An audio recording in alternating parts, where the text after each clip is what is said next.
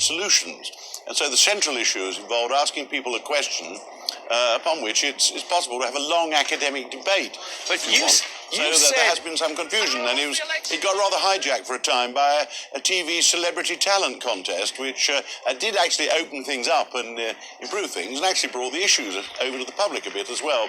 But it's not like hang on a second, the old because we're just where seeing you've got a big swing Gordon from one to the Brown other. and his wife arrive at their account, I think, in Kirkcaldy there. Oh, you can't miss a picture of Gordon Brown arriving at his camp. No. There's no call for that sort of comment. We have now seen him arriving at his camp. Well, the other channels got very excited about a picture of David Cameron's car driving away from his home. That is the magic of television, you see. Now, you said absolutely unequivocally during the course of the campaign that even an outright Labour victory would be better than a hung parliament.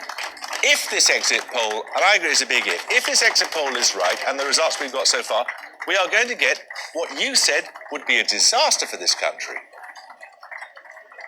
The quote you've given is a slightly improved version of something I said before the election, but all the way through I've said a hung parliament could be a disaster, and I still think it could be a disaster.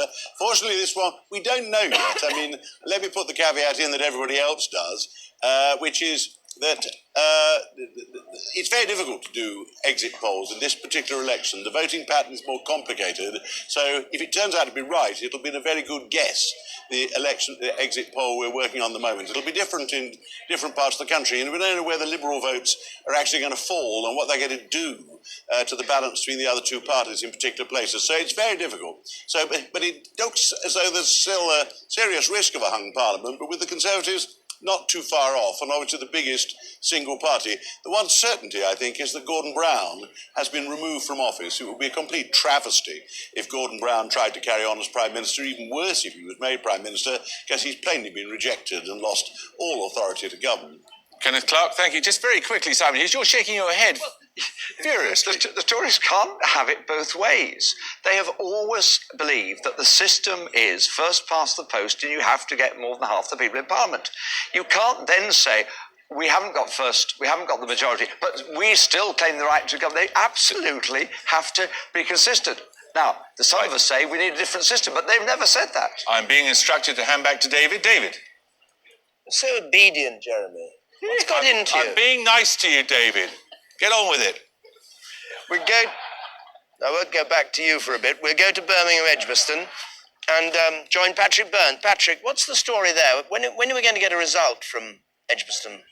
Well, we're counting on a truly industrial scale here. They're doing everything they can down there to fast-track the Edgbaston count. It is famously an early declarer. It was the first marginal to declare in 1997 for New Labour, and the original estimate was something like 1245, but because of a higher-than-expected turnout, up in the upper 60s possibly in percentage terms, well, this, in common with other constituencies, just might be put back. The interesting thing is, talking to Conservatives in Edgbaston, is that they're becoming increasingly confident that they're seeing a swing in excess of that that's indicated by the BBC's exit poll, and they only need a swing of 2% to overturn Labour's notional majority of 1,500 held by Labour's Gisela Stewart. So there's increasingly confidence in the Conservative ranks that they've more than achieved that on an increased turnout. Any idea when we get it? Well, I'm hearing that it could be possibly 20-25 minutes later than the 12:45, so the other side of 1 o'clock. OK, well, it's when we expect to get a lot of results in, isn't it, actually, that? I'm joined by Rory Cellan-Jones, and you've been looking at Twitter and Facebook. Well, Facebook was actually taken down today, wasn't it, because of somebody had got hacked into it and they abolished it. But is there a lot of fuss about this row about voting, people not able to vote? Well, actually, what we've seen, David, today on Twitter and Facebook has still been running, is an enormous amount of comment and activity about voting. I've got in front of me on Twitter, somebody's Twitter page, where they tell the whole story of the night, really. They've put this picture up saying really bad organisation in Hackney North, a lot of people not getting in. This person then goes through the whole story with people queuing outside, meat wagons congregated outside, the police obviously called, and then 100 people not getting in. And I'm seeing more tweets. Here's another one, sitting at Hackney polling station as people not being allowed to vote. And another one, this one is in Birmingham, hundreds of voters rejected from St Paul's Church polling station due to inadequate staffing and facilities. And what we're generally getting is a picture of people turning up in droves, really, from young people that are on these social networks, very enthusiastic about it, turning up and being disappointed.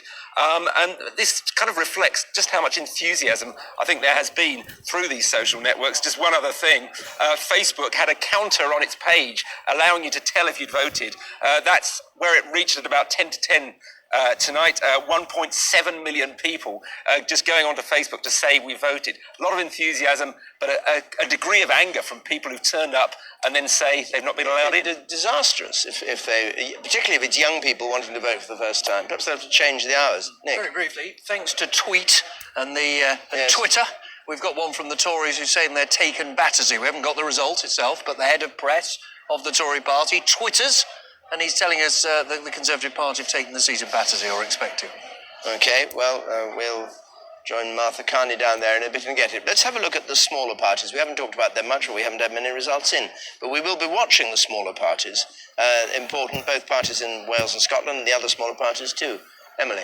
Yes, if there's one political slogan that's stuck throughout the course of this campaign, it's not been from the politicians themselves necessarily, but from the voters, that constant refrain, they're all the same. Will this be the election where voters go away from the main parliamentary parties towards the smaller parties, or at least some of the individuals that represent them?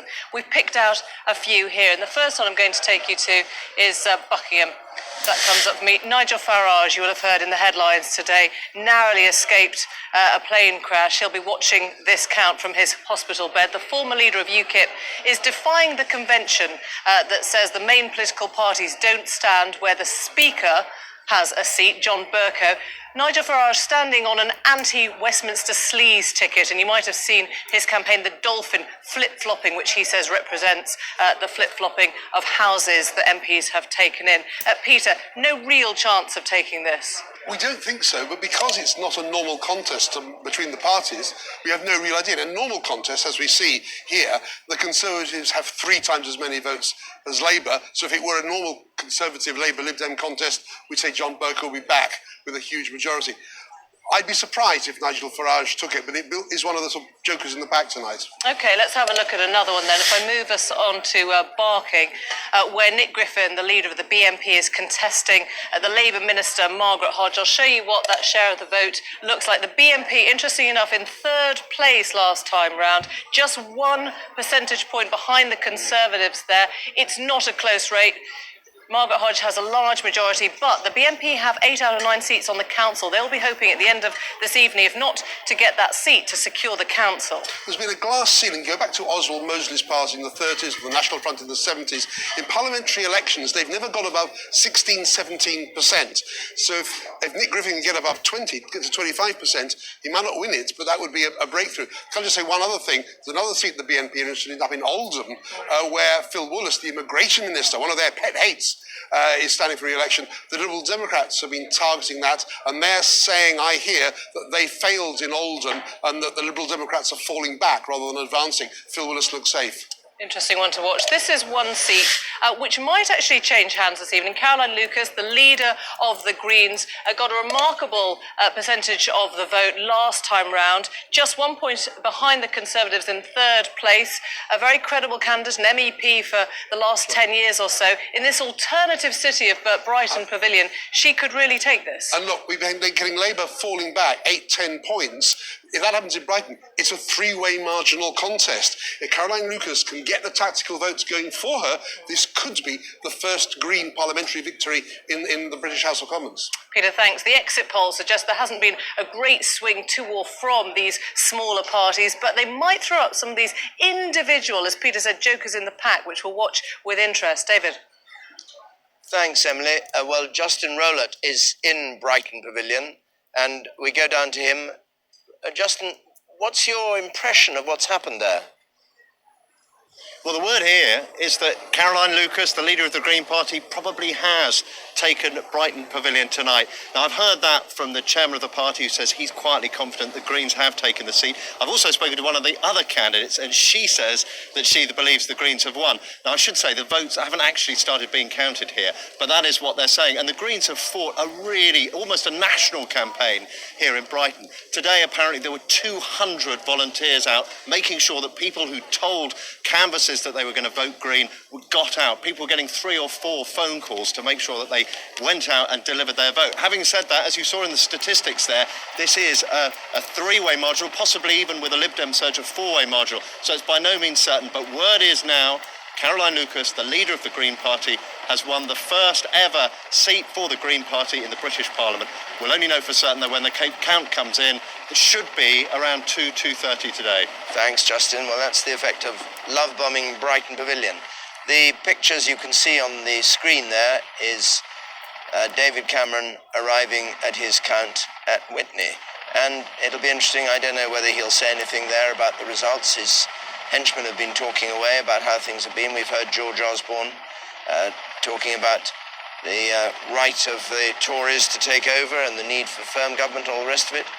And when he turns up at Witney, we shall perhaps hear something from him. I think he's going first to a pub, first of all, the New Inn in Witney, to watch the results. I think he needs a pint after yesterday, when he was completely on the road all night long, right across the country, Grimsby, all over the shop, showing that he was alive and well and able to govern. And Nick, what do you make of the way his campaign has gone? Must have been, you were close to it, it must have been rather a blow when he didn't win the first debate. I think not only that, David, but there was panic initially in David Cameron's team that they simply couldn't get this election campaign going. They had this great campaign to expose what they called Labour's jobs tax that they said they'd reverse on national insurance, all these businessmen lining up, and yet somehow it gave them no momentum. And again they tried to get this campaign going. It never went wrong. I mean, it was always slick, it was always smooth. Mr. Cameron never really put a foot wrong, and yet it failed utterly to take off at any stage in the campaign. And therefore you were seeing polls a lot of the time that were saying a vast number of people, over 75% of people told pollsters that it was time for a change, but less than half that number said that they thought it was a time for a change to him. And that will be the difficulty. And if he doesn't get a majority tonight, he will be able to say that he can govern. But if he doesn't have a majority, there will be people, and we're already hearing them from the Labour Party, saying he's not really won, he's not really got the confidence of the public. And at the time he's got such big problems, that is a problem in itself. David Cameron with his wife Samantha going into the pub. Andy Ty is there, our reporter, with them. Andy. Well, nothing there from David Cameron as he went into this pub. There's about 80 or so party members been queuing up all night to spend the evening with him. He's going to spend some time with them now, watching the results come in, but nothing as he entered the pub this evening in Witney, where I understand he's a bit of a regular. It's owned by a local party official. Plenty of rosettes in there, plenty of people so far this evening satisfied with what the exit polls are showing, but they, as everyone else knows, that it's a long night ahead. Well, thanks very much, Andy, and we'll no doubt see David Cameron when he comes out to his count. So just go back to where we were, Peter, before. Your view, you expressed very clearly about how, the Queen mustn't be put in an embarrassing position, and she's already said she won't see anybody till after lunch today anyway. What I'm not clear about from what you say is whether you think Gordon Brown will, in reality, try and put something together with the Liberal Democrats, or whether the fact of a major defeat, if that's what it is, he'll call it a day, draw stumps and say I resign. I have a feeling, it's only that like all prime ministers, at a moment of acute disappointment, the overall feeling might be that going with dignity is the best thing to do, because political history is pretty tough on people. Very often the nature of their farewell, their exit, their last hurrah, colours their reputation for a very long time. And if you appear to cling on by your fingernails, even if the Constitution allows you to, it's not dignified. We all remember, although it was a very clear result in 1997, the immense dignity with which John Major behaved and going off to Oval to see a cricket match and so on. And I think those close to him will probably say that, just as Dennis Thatcher did to Mrs. Thatcher in November 1990, when he told her it really is the time to go, even if you can hang on constitutionally quite legitimately. Well, we'll see what happens. Very briefly, Well, next, I I want hesitate to say it in front of the great professor of contemporary history, but there are examples from the 1920s in which the second party does end up governing, and I think they will argue we're in an era like we were then of three-party politics with doubts about the electoral system, and Gordon Brown may well try. I hope in a moment we're going to be able to talk to Jenny Watson at the Electoral Commission, who's down at Westminster, but apparently we can't quite speak to her for the moment. We've got to sort that out, and then we will. We've got a long list of places to put to her, but the latest news is that voters in Hackney South have been turned away an hour before the polls closed, saying there was no way they could vote. Jenny Watson, what does the Electoral Commission make of this? It sounds like a disgrace from beginning to end, the way this election's been handled. Well, it's clearly a very serious concern. I mean, the thing that is astonishing to me is that every presiding officer, everybody in charge of a polling station today will have a copy of our guidance, which in fact I have with me here, that is extremely clear that the doors to the polling station must be closed at exactly 10 o'clock, that anybody who has been issued with a ballot paper by 10 o'clock must be allowed to vote, and that nobody may be issued with a ballot paper after 10 o'clock, even if they are inside the polling station and waiting for their ballot paper. So the law is extremely clear, and our guidance is extremely clear. So now, of course, what happens then if they've broken the law? Do they get fined? Do they go to jail? What happens to these people? Well, we can't tell returning officers and election staff what to do. We do not have that power of direction. They are independent. So the law isn't clear because they don't have to obey the law. Perhaps I could finish. The law is extremely clear. They have the guidance. They should have done what the law says. If they haven't done that, and I'm not going to comment on individual constituencies, particularly when we don't yet know the results, they may well be subject to election petitions. But I must be clear, we don't have the power to tell them or instruct them what to do. Now, clearly we're going to look at this. Clearly Parliament will want to look at this, and it may well be that the law will need to change. We've been saying for some time that the system that we have is at breaking point, and I think what you see here tonight is clearly a need for either greater coordination or for us to have clearer powers of direction, and we're going to want to return to that, and so will Parliament. But how can people run out of ballot papers? Surely they know how many people are on their electoral roll. How can Chester, according to the Labour Party, have 600 people who haven't been put on the roll, even though they'd registered? How can Sheffield Hallam lock people out? Newcastle lock people out? Problems at Leeds and Birmingham and Manchester and Lewisham and Hackney and Liverpool, Wavertree and Garston and Islington South and Newcastle and Penistone and Stocksbridge. I mean, the list is just growing by the hour.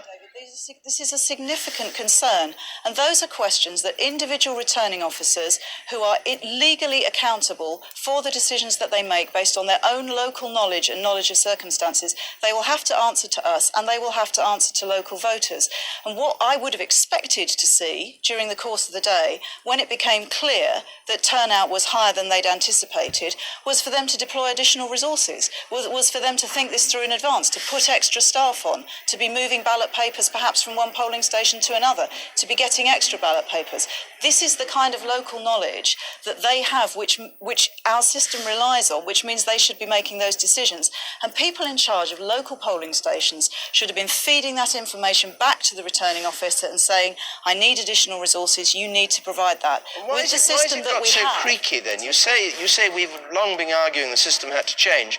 Why has it started to creak? Is it the population, the size of the population, the size of the constituencies? What is it? What we have is largely a legacy from the Victorian era when you had tiny numbers of people who had the vote. I mean, it's been changed since then, but nobody's had a fundamental look at how the system is administered. And we've been saying for some time that it is not sensible to have a system that was designed when maybe 5 million people had the vote, at a time when 45 million people had the vote. And at some point, that system was going to going to fall over. But we And I managed to think hold tonight elections in the we've seen 1970s and 1980s and 1990s, long after the franchise was changed, to get people on significantly higher turnouts than there has been today. Anybody would think there'd been a revolution today, that millions of people extra had voted.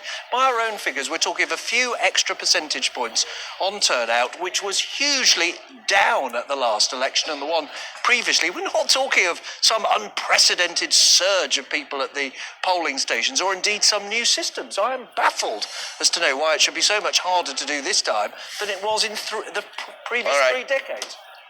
Well, Jenny Watson, you will no doubt be very, very busy. It is a serious concern, and they will have to answer to us for the decisions that they've made. Yes, and if they can't answer, nothing will happen to them. Well, that's clearly not feasible, is it? Clearly the law is going to have to be reviewed and changed, and we'll be making recommendations for change, and I'm sure Parliament will want to look at it. Okay. And those individual decisions are ones that they'll have to answer to local voters for, and there may well be election petitions following this.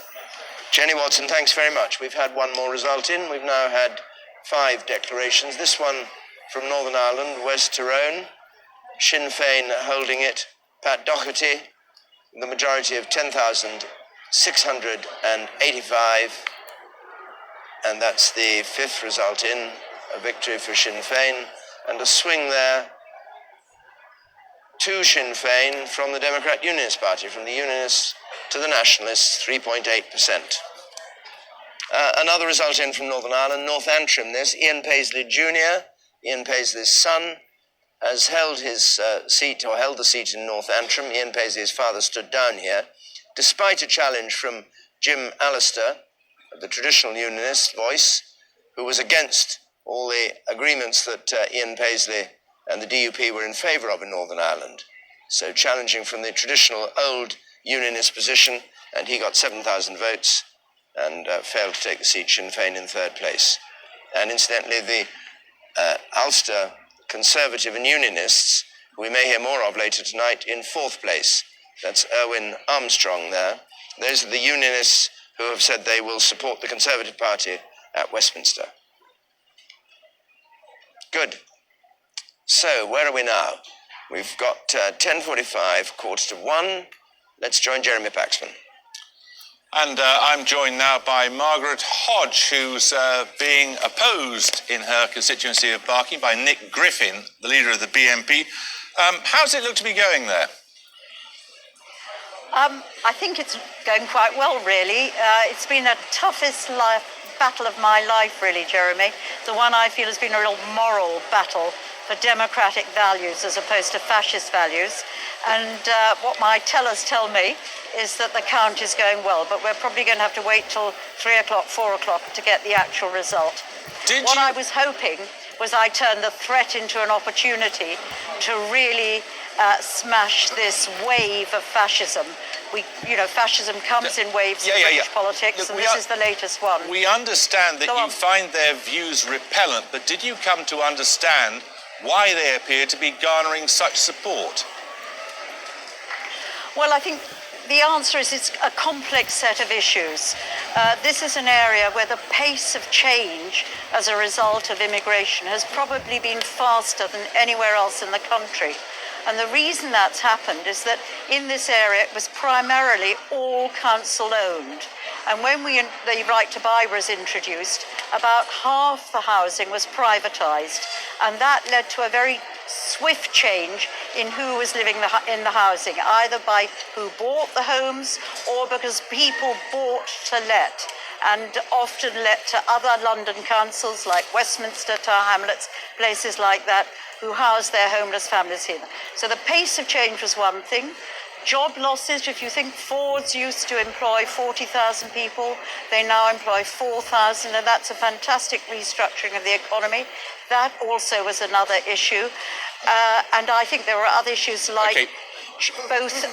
Go on, we'll get back to you, I think, at your count, but if you'll excuse me, we're going to go away now. We're going to talk to Danny Alexander, who is Nick Clegg's Chief of Staff right-hand man. Are you really proposing to keep Gordon Brown in Downing Street?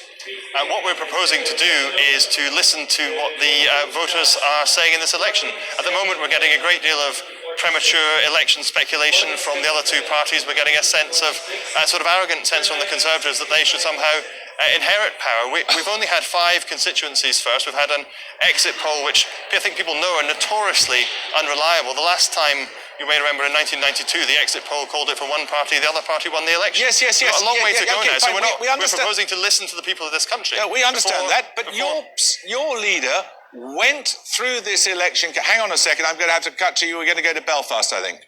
Okay, sure. 65. 365.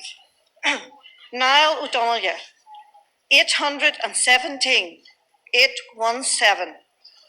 Trevor Ringland. 7,305. 7305. Peter Robinson. 11,306. 11306. David Vance, 1,856. 1856. There were 124 rejected ballot papers, and I declare that Naomi Long has been elected to serve in Parliament for the East Belfast constituency. So, this is a very surprising result. Peter Robinson, First Minister of Northern Ireland, who temporarily stood down earlier last year, has been defeated in Belfast East. The Alliance Party has gained it from the Democratic Unionists. Naomi Long, who was in 3rd place last time, goes top of the poll there with a majority of 1,500. The Democratic Unionist, Peter Robinson, defeated, is in 2nd place.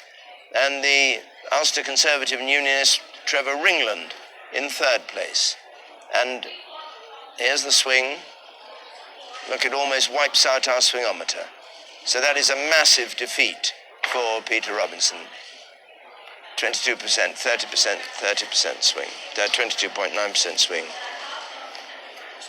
Right, well, that's, yes. Absolutely extraordinary story for Peter Robinson to have lost. One can only assume that this is linked to the scandal that he and his wife were involved in earlier, but has real implications for power sharing in Northern Ireland now. Peter Robinson, as First Minister, was critical in bringing his party into the process of alignment with Sinn Féin, getting the agreement that was necessary to keep power sharing going. And for him to be defeated will raise real questions about where that goes now. Vernon? This could be a very significant result for Northern Ireland. The Alliance Party, it's the first time they've ever won a seat. They're a party which pride themselves on not allying themselves with either of the two communities in Northern Ireland, not the Unionist community nor the Nationalist community.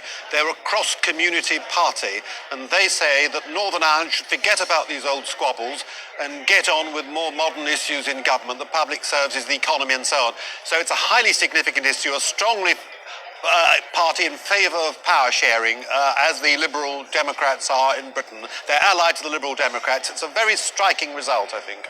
Right, let's go back to Andrew Neil on the Thames. Andrew.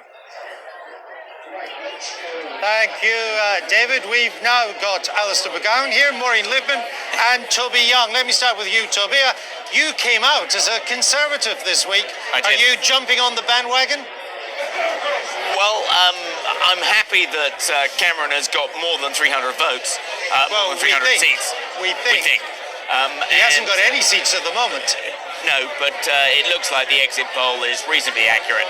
Should he govern as a minority government, if that's what it is? Well, you know, should he do a deal with the Liberals? Given what we've heard tonight, some people haven't been able to vote. We've got an inconclusive result. Maybe we should do it all again. And Andrew, I'm looking forward to being here again in about 4 weeks' time. Yeah, it's just because you like a party. Maureen Lipman, what have you thought about this campaign as it went through its amazing ups and downs? It was good to have a television debate. I didn't think it was going to be. You like the debates? It turned out very well. It galvanised the people into voting. It was nothing more than a pop idol, X-Factor load of nonsense. It didn't do any good for Gordon because he's not televisual. It did a lot for Clegg, which is now not proving the same at the polls. You know, what have we come to, really? If that's the way we vote, then Winston Churchill would never have gotten anywhere. Alistair McGowan, are you going to have to... Can you do David Cameron? No, I've been working hard on you, Andrew. You've been on television more recently. And like you, I've been asking myself the three most important questions lately. Who's that, James Naughton? It's you. Oh, it's me. Sorry. I've been asking the most I didn't important realise these that. three questions. I thought it was Kirsty Wark. If you let me finish now, you're doing what you do to everybody else.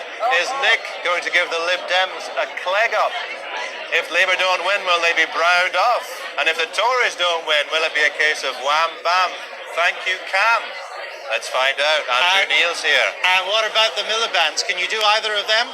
No, I can't do the Miliband's. You've got a lot of work to do then. Well, I don't do politicians, so it's fine. But it's interesting, a lot of celebrities have been throwing their weight behind various parties. And I heard Eddie Izzard talk about the Labour Party, and he was saying, we've got to follow Europe and take a leaf out of Belgium's book. We've got to ban the burger in public places.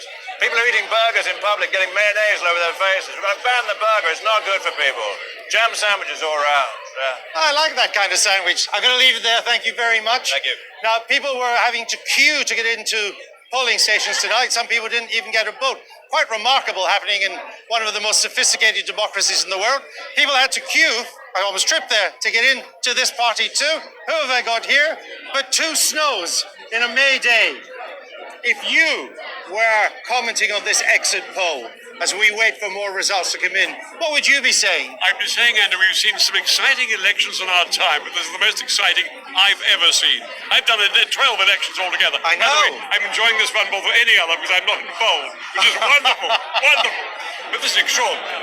I mean, here we have Cameron with a sort of comfortable lead over the other parties in the exit poll, but massively short of an overall majority. I mean, those 20 seats are very, very important indeed. And if you add the Labour Party and the Lib Dems together, they're more than Cameron. It's fascinating. And yet they still don't have an overall majority. No, they don't, not yet. Although, as in 92 when Dad was wrong in the exit poll, I'm sorry, that didn't happen. I'm still not sure. But I think he has never been wrong. But what's amazing about the exit poll for me is, despite a surge in Liberal Democrat votes, they are not getting any more seats. In fact, they're getting less seats, and it shows that we need radical constitutional reform in this country. And I'm going to win my bet with Dan, aren't I, Dan? What's the bet?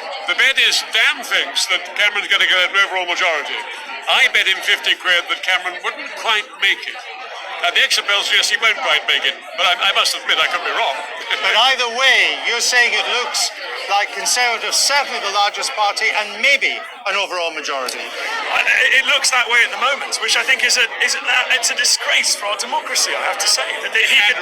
So much depends on what happened. The Torbay result, the first Lib Dem con seat we have, it can tell us an awful lot. At the moment, the swing appears to be the Conservatives of those hit with the Lib Dems. But if the Lib Dems can start taking seats from con, then they're in business. All right, it's been great to have you both on an election program again. And let's go back to David in the election centre. David. Thanks very much. We've got a Liberal Democrat seat, Thornbury and Yate. Let's just have a look at that. And this is a Conservative hold in Thornbury and Yate in South Yorkshire. But the majority is 7,000. It's down from 11,000. Liberal Democrats take it. Conservatives in second place. And have a look at this swing, which is interesting. Swing from Liberal Democrats to Conservatives, 4.3%. Now, if that's repeated in the Southwest, there are seats held by the Liberal Democrats that could fall to the Conservatives on that figure. Let's just go over to Belfast and hear from Peter Robinson, defeated there. Representative of First Minister East of Belfast, Northern in Ireland. Parliament. I hand that task and responsibility over to Naomi, and I know that she will fulfil the trust of the people of East Belfast as she works on their behalf at Westminster and in the constituency. Of course, there will be many people who will look at the election and they will draw their own conclusions about my defeat. I have to say that from a personal point of view, I'd indicated to many people that I had preferred not to stand in this election. You should always be careful what you wish for in politics. However, I have to say that I have a job to do and I have a job to complete with my mandate in the Assembly. I will continue to carry out that important work. I think it is vital for the sake of Northern Ireland that we continue the momentum moving forward. I'm glad that that is the overwhelming view of people across Northern Ireland. It is vital that We do not go back to the bad old days of the past, though there are those who would seek to drag us there. Even tonight we have seen that there are those who would like to do it by the bomb, and in the election we have seen those who would like to do it through the ballot box. But we will continue to look positively at the future of Northern Ireland, and we will ensure that the people of Northern Ireland have a bright and better future. And no matter in what role I may be able to play my part, I will always do my best to get the best deal for the people of Northern Ireland. Thank you all very much indeed. Thank you. So that was the defeated Peter Robinson, First Minister of Northern Ireland, defeated, he stays in the Assembly, he's First Minister of Northern Ireland, but defeated at his seat by the Alliance Party, getting their first MP in Westminster. One other result, Darlington, a Labour hold in Darlington in the northeast. Jenny Chapman holds it, but the swing is interesting here, a swing from Labour to the Conservatives of 9%, just over 9%. And Durham North, and in Durham North, again a Labour hold, a similar swing, 8.9% swing from Conservatives to Labour. So, and David Cameron, I think, just arriving in his count now at Witney, having been to the pub and greeted Tory friends there, and he and his wife arriving at their count. Now, we've been talking about Northern Ireland because we had Northern Ireland results in. We've had news just there of a Plaid Cymru gain in Arfon in Wales. First Plaid Cymru gain. Let's just talk about Scotland, Emily. Yes, I've put the map on this modified version so you can see very clearly the battle that lies ahead for the Conservatives in Scotland. They've just got that one seat, Dumfriesshire, but I'm going to take you to some of their targets, what they're hoping to come away with at the end of the night. Dumfries and Galloway right next door to the one they have already. They hope to take this